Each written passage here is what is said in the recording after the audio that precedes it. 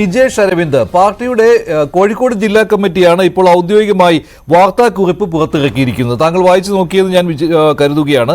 അതിൽ പാർട്ടി പറയുന്ന പ്രധാനപ്പെട്ട കാര്യം, ഈ പാർട്ടി പുറത്താക്കിയ ആളെ വീരപരിവേഷം നൽകി അവതരിപ്പിക്കുന്നത് അത് മുൻപും ഉണ്ടായിട്ടുള്ള കാര്യമാണ്, ഇപ്പോഴും ഈ കോഴിക്കോട്ടെ ഈ സംഭവത്തിലും അത് ആവർത്തിക്കുകയാണെന്ന്. അതായത് ഈ പ്രമോദ് കോട്ടൂളിയെ വീരനായകനായി അവതരിപ്പിച്ചുകൊണ്ട് വീണ്ടും CPM-നെ പ്രതിക്കൂട്ടിൽ നിർത്തുകയാണ്. അത് മാധ്യമങ്ങളും എതിർ പാർട്ടിക്കാരും ചേർന്നാണ് ഇങ്ങനെയൊരു ഗൂഢാലോചന നടത്തുന്നു എന്നുള്ള ആരോപണമാണ് CPM ഉന്നയിക്കുന്നത്. എന്താണ് താങ്കളുടെ പ്രതികരണം?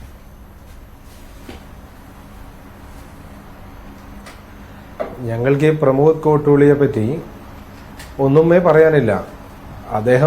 അദ്ദേഹത്തിനെതിരെ ആക്ഷൻ എടുത്തത് പാർട്ടിയാണ്. ഇന്നലെ വരെ അദ്ദേഹം പാർട്ടിയുടെ ഏരിയ കമ്മിറ്റി അംഗമായിരുന്നു, CITU-ന്റെ ജില്ലാ സെക്രട്ടറി ആയിരുന്നു. അദ്ദേഹത്തിനെതിരെ ഒരു മാധ്യമങ്ങളിൽ വാർത്ത വരുന്നു. ആരാണ് വാർത്ത കൊടുത്തത് എന്ന് ഇന്നും അറിയില്ല. ആ വാർത്ത കൊടുത്തത് ശരിയാണോ എന്ന് അറിയില്ല. പിറ്റേ ദിവസം ജില്ലാ കമ്മിറ്റി കൂടുന്നു. ജില്ലാ കമ്മിറ്റി കൂടിയിട്ട് പ്രമോദ് കോട്ടൂളിയെ പുറത്താക്കുന്നു. പ്രമോദ് കോട്ടൂളി അമ്മയെയും സഹപ്രവർത്തകരെയും മകനെയും ഒക്കെ കൂട്ടി ശ്രീജിത്ത് എന്ന് പറയുന്ന പുതിയൊരു കഥാപാത്രത്തിന്റെ വീട്ടിന് മുന്നിൽ പോയി സമരമിരിക്കുന്നു. അത് വാർത്തയാകുന്നു. അനിശ്ചിതകാല സമരം 1 മണിക്കൂർ കൊണ്ട് അവസാനിക്കുന്നു. പ്രമോദ് കോട്ടൂളി തിരിച്ചു വരുന്നു. പ്രമോദ് കോട്ടൂളി ഏതോ ഒരു പ്രേമൻ എന്ന് പറയുന്ന CPM-ന്റെ മറ്റൊരു നേതാവിന്റെ പോസ്റ്റ് അടിയിൽ വേണ്ടി കമന്റ് ചെയ്യുന്നു. അതിനപ്പുറത്തേക്ക് പ്രമോദ് കോട്ടൂളിയെ ആരാണ് പിടിച്ചു വലിച്ചു വലുതാക്കിയിട്ടുള്ളത്? ഞങ്ങളാരുമല്ല. ആരാണ് പ്രമോദ് കോട്ടൂളി എന്നും എന്തിനാണ് പുറത്താക്കിയത് എന്നും CPM പറഞ്ഞാൽ തീരുന്ന പ്രശ്നമേ ഉള്ളൂ. CPM-ന്റെ ഈ പത്രക്കുറിപ്പിനകത്ത് ഏത് തരത്തിലാണ് പ്രമോദ് കോട്ടൂളി പാർട്ടിയെ തരം താഴ്ത്തിയത് അല്ലെങ്കിൽ പാർട്ടിക്ക് ഹാനികരമാകുന്ന രീതിയിൽ പെരുമാറിയത്, ഇത് പറഞ്ഞാൽ തീരുന്ന പ്രശ്നമേ ഉള്ളൂ. ആരാണ് ഇത് മാധ്യമങ്ങൾക്ക് കൊടുത്തത്? ഇത് പറഞ്ഞാൽ തീരുന്ന പ്രശ്നമേ ഉള്ളൂ. പാർട്ടിക്കകത്ത് ഇരുമ്പ മറയ്ക്കകത്തുള്ള പാർട്ടിക്കകത്ത് ആരോ കൊടുത്ത അപേക്ഷ അല്ലെങ്കിൽ പരാതി അതെങ്ങനെ പുറത്തുപോയി? ശ്രീജിത്ത് പറയുന്നു ഞാൻ പൈസ കൊടുത്തിട്ടില്ല. പ്രമോദ് പറയുന്നു ഈ പൈസയല്ല, ഞാൻ വേറെ ഇടപാടിനാണ് വേണ്ടി പൈസ കൊടുത്തത്. ഇടപാട് വ്യക്തമാക്കൂ. ഇനി ഇതിൽ മന്ത്രിക്ക് പങ്കുണ്ട് എങ്കിൽ മന്ത്രി നേരെ പോലീസ് സംവിധാനത്തിന് കൈമാറ്. ഇങ്ങനെ കോഴ നടന്നിട്ടുണ്ട്, അത് പോലീസ് അന്വേഷിക്കട്ടെ. എന്തിന് നടപടി? യൂത്ത് കോൺഗ്രസ് ഒരു പരാതി കൊടുത്തിട്ടുണ്ടല്ലോ പോലീസിന്. അതിലെന്തെങ്കിലും നടപടിയായിട്ടുണ്ടോ? FIR വന്നിട്ടുണ്ടോ? എന്തെങ്കിലും ഒരു അന്വേഷണം നടന്നിട്ടുണ്ടോ? ഒരു ദിവസം VD സതീശൻ നിയമസഭയിൽ പറഞ്ഞിരുന്നു പോലീസ് മൊഴിയെടുത്തിട്ടുണ്ട് എന്ന്. അത് ഈ പരാതി ഒന്നുമില്ല എന്ന് ഭരണപക്ഷം പറയുമ്പോൾ മുഖ്യമന്ത്രിയും അത് ആവർത്തിക്കുന്ന സമയത്താണ് മുഖ്യമന്ത്രി എന്ന് പറഞ്ഞിരുന്നു യൂത്ത് കോൺഗ്രസ്സുകാരൻ പരാതി നൽകിയിട്ടുണ്ട് എന്ന്. അന്ന് രാവിലെ ഇപ്പൊ നിയമസഭയിൽ ഈ വിഷയം വരുന്ന അന്ന് രാവിലെയാണ് മുഖ്യമന്ത്രി പറഞ്ഞത് ഒരു പരാതി കുറച്ചു മുമ്പ് കിട്ടിയിട്ടുണ്ട് എന്ന്. പക്ഷെ അന്ന് VD സതീശൻ പറഞ്ഞിരുന്നു അതിനു മുൻപ് തന്നെ ഒരു മൊഴിയെടുത്തിട്ടുണ്ട് പോലീസ് എന്ന്. അപ്പോൾ നിങ്ങൾ കൊടുത്ത ആ പരാതിയിൽ എന്ത് നടപടിയുമായി മുന്നോട്ട് പോകുന്നുണ്ട് പോലീസ്? അതിനെക്കുറിച്ച് എന്തെങ്കിലും വിവരം കിട്ടുന്നുണ്ടോ? കോഴിക്കോട് നിന്നുള്ള യൂത്ത് കോൺഗ്രസിന്റെ സംസ്ഥാന ജനറൽ സെക്രട്ടറി ശ്രീ വൈശാലാണ് പരാതി കൊടുത്തത്. ഈ ഒരു സംഭവം പുറത്തേക്ക് വന്നപ്പോൾ മാധ്യമങ്ങൾക്കകത്തൊക്കെ PSC മെമ്പർഷിപ്പിന് പണം വാങ്ങിയെന്ന ആരോപണം വന്ന സമയത്ത് നമ്മൾക്കറിയാം, നമ്മൾ വിശ്വസിക്കുന്ന ഒരു വലിയ പ്രസ്ഥാനം പബ്ലിക് സർവീസ് കമ്മീഷൻ അതിന്റെ മെമ്പർ ആവാൻ വേണ്ടി കോഴ കൊടുത്തു എന്ന ആരോപണം വന്നപ്പോൾ അത് അന്വേഷിക്കണം എന്ന് പറഞ്ഞുകൊണ്ട് യൂത്ത് കോൺഗ്രസിന്റെ സംസ്ഥാന സെക്രട്ടറി പരാതി കൊടുത്തിട്ടുണ്ട്. അത് പുറത്തു വന്ന മുഴുവൻ മാധ്യമങ്ങളിലെയും വാർത്തകൾ ഉൾപ്പെടെ അദ്ദേഹം പോലീസിന് മൊഴി കൊടുത്തിട്ടുണ്ട്. അടുത്ത സ്റ്റെപ്പിലേക്ക് ഇതുവരെ പോലീസ് നീങ്ങിയിട്ടില്ല, നീങ്ങുമെന്നുള്ളതാണ് പ്രതീക്ഷ. അന്ന് നമ്മൾ കേട്ടത് പ്രമോദ് കോട്ടൂളി വീണ്ടും പരാതിയുമായി മുന്നോട്ട് പോകുന്നുണ്ട് എന്നാണ്. പക്ഷേ പ്രമോദ് കോട്ടൂളി പിന്നെ പരാതി കൊടുത്തതായിട്ട് നമ്മൾ കേട്ടിട്ടില്ല. ഇന്നാണ് ജില്ലാ കമ്മിറ്റി വരുന്നത് പ്രമോദ് കോട്ടൂളിയെ മഹത്വവൽക്കരിക്കുന്നത്. ഞങ്ങൾ മഹത്വവൽക്കരിക്കുന്നില്ല. ഞങ്ങൾക്ക് പ്രമോദ് കോട്ടൂളിയും കണക്കാണ്, P മോഹനൻ മാഷും ഈ കത്ത് എഴുതി അയച്ച മോഹനൻ മാഷും കണക്കാണ്. പക്ഷേ ഞങ്ങൾ ചോദിക്കുന്നത് പൊതുസമൂഹത്തിനകത്ത് ഇതുപോലെയൊരു ചിത്രം വന്നു, ഇതുപോലെയൊരു സംഭവം വന്നു, ഇത് വ്യക്തമാക്കേണ്ട ഉത്തരവാദിത്വം കേരളം ഭരിക്കുന്ന രാഷ്ട്രീയ പ്രസ്ഥാനത്തിനില്ലേ? മോഹനൻ മാഷിക്കില്ലേ? എന്തുകൊണ്ട് പ്രമോദ് കോട്ടൂളിയെ പുറത്താക്കി? ചാത്തുണ്ണി മാഷ പുറത്താക്കിയില്ലേ പണ്ട് പാർട്ടി?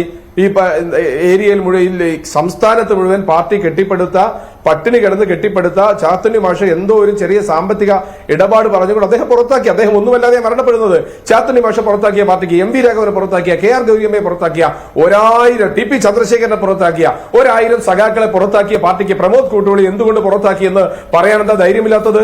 അത് പറയാനുള്ള ചങ്കൂറ്റം കാണിക്കട്ടെ കോഴിക്കോട്ടെ കമ്മ്യൂണിസ്റ്റ് പാർട്ടി, അല്ലാതെ മാധ്യമങ്ങളും പ്രതിപക്ഷവും ചേർന്ന് ഇയാളെ സംഭവമാക്കുന്നത്. ഞങ്ങളും സംഭവമാക്കുന്നില്ല. ഞങ്ങൾക്കറിയാം നാളെ ഇതൊക്കെ എന്താ സംഭവിക്കാൻ പോകുന്നത് എന്ന്. ഇത് ഒത്തുതീർപ്പിന്റെ പാതയിലേക്കാണ് പോകുന്നത്. ഇപ്പോ കോഴിക്കോട്ടെ പാർട്ടിയെ പറ്റി ഒരു സമഗ്രമായ അന്വേഷണം നടത്തണം. ഞങ്ങൾ അതേ പറയുന്നുള്ളൂ. ഞങ്ങൾ പഠിച്ചുകൊണ്ടിരിക്കുക. ഞങ്ങളൊക്കെ പഠനകാലത്ത് SFIയിൽ നിന്ന് ഒരാളെയും ഇന്ന് കാണാനില്ല. ഞങ്ങളൊക്കെ കോഴിക്കോട് ജില്ലാ രാഷ്ട്രീയത്തിൽ പല സ്റ്റേജിൽ നിൽക്കുമ്പോൾ ആ കാലഘട്ടത്തിൽ കോഴിക്കോട് നഗരത്തിൽ പോലീസിനോട് അടികൂടിയ, പോലീസിനോട് പോരാടിയ KS വിമൽ മുതൽ ഇങ്ങോട്ടുള്ള ഒരു SFI-കാരനെയും ഞങ്ങൾ പൊതുരാഷ്ട്രീയ രംഗത്ത് കാണുന്നില്ല. ഇവരൊന്നും രക്തസാക്ഷികളായി പോയതല്ല.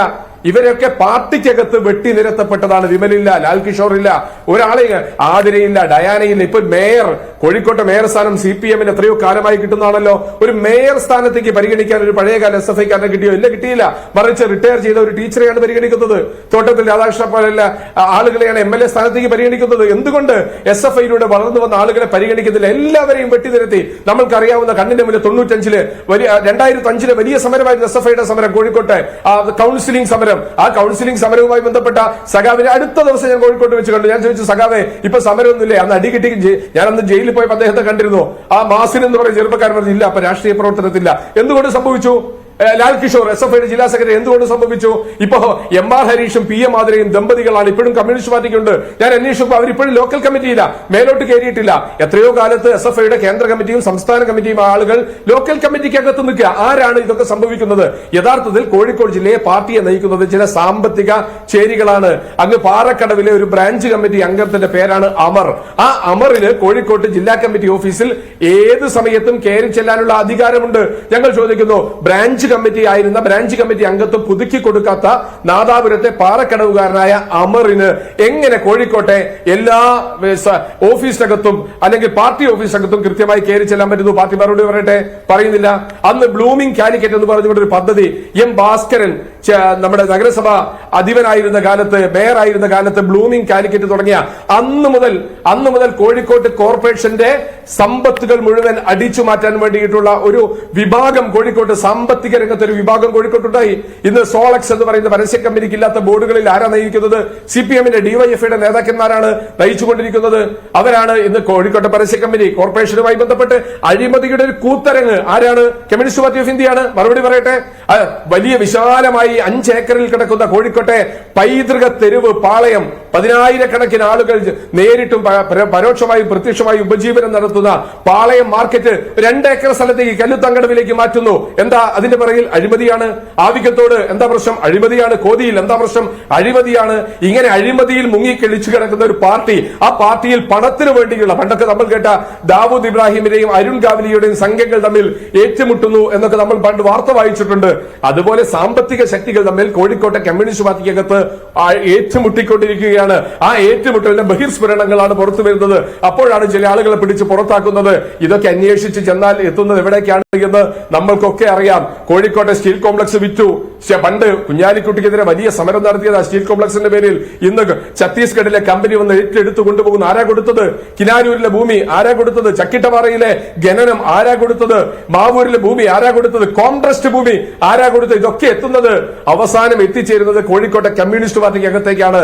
ആ പാർട്ടിയെ പടച്ചോൻ വിചാരിച്ചാലും നന്നാക്കാൻ പറ്റാത്ത അവസ്ഥയിലാണ്. അതുകൊണ്ട് അവിടെ പോയി എണ്ണയൊഴിക്കാൻ എന്തായാലും ഞങ്ങളില്ല. ഞങ്ങളുടെ നേരത്തേക്ക് ചാരുകയും വേണ്ട. തമ്മിൽ അടിച്ചുകൊള്ളൂ. ജനം കാണുന്നുണ്ട് ഇതെല്ലാം. തമ്മിൽ അടിച്ചുകൊള്ളൂ. അല്ലെങ്കിൽ നിങ്ങൾ വ്യക്തമാക്ക്, നിങ്ങൾ തിരുത്ത്, നിങ്ങൾ വ്യക്തമാക്ക്. നിങ്ങൾ വ്യക്തമാക്കിയിട്ട് പറയാം കോൺഗ്രസ് ഇന്നെന്ന കാര്യങ്ങൾ ചെയ്തു എന്ന് പറഞ്ഞാൽ ഞങ്ങൾ അതിന്റെ ഉത്തരവാദിത്തം ഏറ്റെടുക്കാൻ തയ്യാറാണ്. ആകാശത്തേക്ക് അന്നൊരു വാർത്ത